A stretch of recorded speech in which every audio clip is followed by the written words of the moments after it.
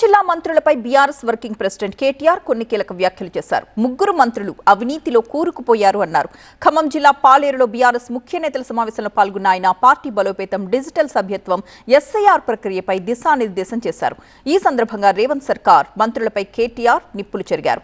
దీపం ఉండగానే ఇళ్లు చక్కదిద్దుకోవాలన్న లక్ష్యంతో తెలంగాణను దండుపాళ్యం బ్యాచ్ లాగా దోచుకుంటున్నారంటూ ఆరోపించారు. పాలేరు నుంచి ప్రాతినిధ్యం వహిస్తున్న ఆయన గురించి అయితే చెప్తా. ఒకవైపు రాష్ట్ర రెవెన్యూ మాత్రం పడిపోతా ఉన్నది, రాష్ట్ర రెవెన్యూ తగ్గుతున్నది. కానీ రెవెన్యూ మంత్రి గారి అవినీతి సామ్రాజ్యం మాత్రం వందల వేల రెట్లు పెరిగిపోతా ఉన్నది. నేను చెప్పింది కరెక్టేనా? వ్యవసాయం సంక్షోభంలోకి పోతా ఉంటే వ్యవసాయ మంత్రి గారి అక్రమాలు మాత్రం రోజుకొక్కటి బయటకు వస్తా ఉన్నాయి. అట్లాగే ఒకవైపు రాష్ట్ర ఆర్థిక వ్యవస్థ కుప్పగూలుతుంటే ఆర్థిక మంత్రి, డిప్యూటీ సీఎం గారి ఆదాయం, కమిషన్ల దందాలు మాత్రం జోరుగా జరుగుతా ఉన్నాయి. ముగ్గురు మొనగాళ్లు కాదు, ముగ్గురు మోసగాళ్ల నాయకత్వంలో ఖమ్మం జిల్లా ఈ రోజు దివాలా తీసే పరిస్థితి వచ్చింది.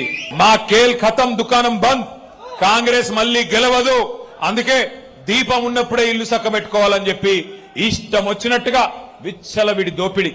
ఒకటి కాదు, రెండు కాదు. మీ బాంబుల మంత్రి గురించి చెప్పాలంటే పొంగులేటి కాదు, ఆయన పేరు బాంబులేటే. ఆయన గురించి చెప్పాలంటే ఎంత సంపాదించాడంటే, ఆ నోట్లు లెక్కబెట్టే మెషిన్లు ఉంటాయి చూడు, నోట్లు లెక్కబెట్టే మెషిన్లు కూడా అలసిపోయేంత అక్రమ సంపాదన మీ మంత్రి గారు. ఒకటి కాదు, రెండు కాదు, తెగించినాడు. నేనేదో ఊరికే చెప్పడం లేదు, వేల కోట్లు కొల్లగొట్టి ఇవాళ ఒకటి కాదు, రెండు కాదు, నేను ఒకటే మాట అడుగుతా ఉన్నా. అక్కడ మీరు చూశారు ఇందాక, సెప్టెంబర్ 28, 2024 ఈడీ వచ్చి పొంగులేటి గారి మీద రైడ్ చేసింది. నోట్ల కట్టలు లెక్కబెట్టే మెషిన్లు ఒకటి కాదు, మూడు మెషిన్లు లోపలికి తీసుకెళ్తున్నారు సిఆర్పిఎఫ్ బలగాలు అని. 2 ఏళ్లు కావస్తుంది కదా, ఏమైంది మరి ఆ కేసు? ఎక్కడ పోయినాయి 100 కోట్లు? దొరికిన 100 కోట్లు చెప్పగలరా ఎవరన్నా? ఎక్కడ పోయింది?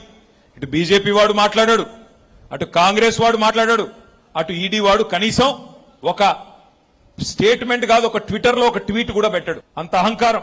అధికారులను పట్టుకొని, కలెక్టర్లను పట్టుకొని నీకు సెన్స్ ఉందా అంటున్నాడు. నేను అడుగుతా ఉన్నా, నీకుందా సెన్సు?